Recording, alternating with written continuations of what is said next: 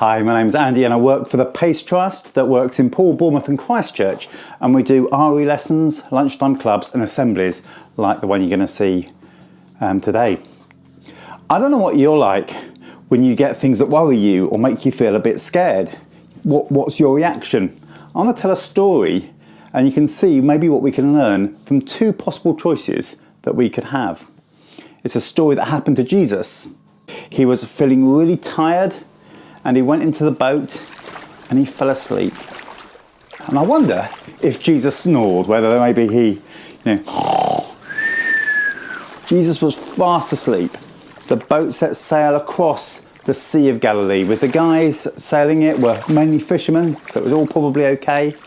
And then suddenly it started to cloud over a little bit and it started to rain, and the rain got harder and faster, and then the waves started going up and down a little bit too, and the wind started whistling and it got more and more stormy, and the guys inside started off being, oh yeah, we're okay, we can cope with this.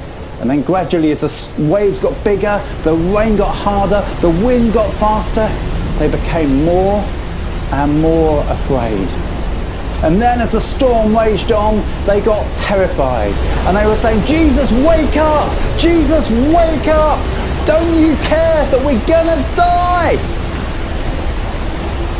And Jesus woke up.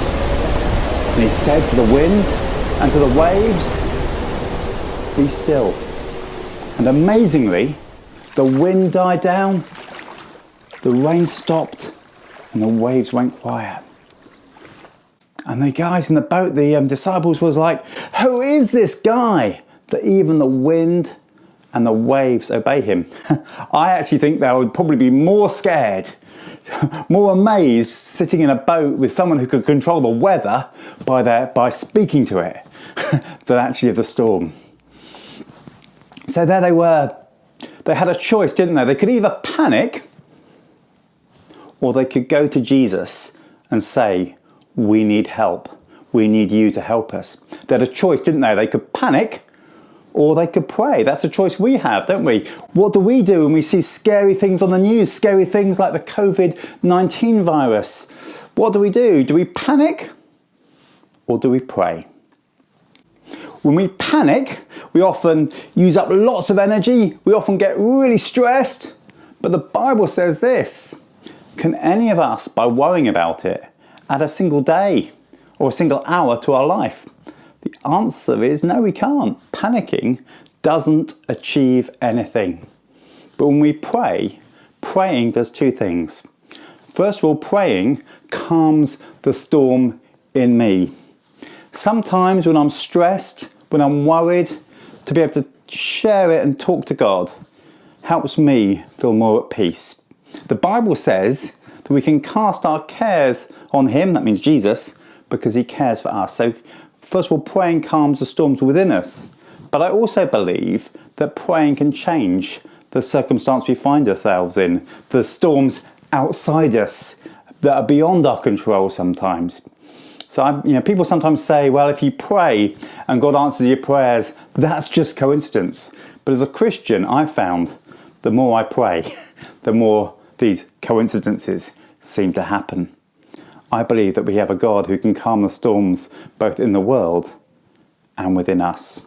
A God who I believe answers prayer. We don't always get the answer we want, but actually it's always worth doing. Calms within us and outside us. So a challenge: what do we do when we feel scared?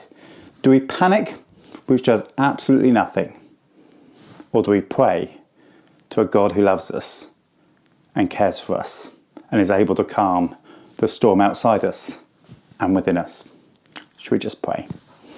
Dear God, we thank you that you are a God that cares about us. Help us when we feel panicked, when we feel scared, to come to you and to try praying. Thank you that you can calm storms within and around us. Help us, and thank you that you even help us through the difficult times and the storms. Amen.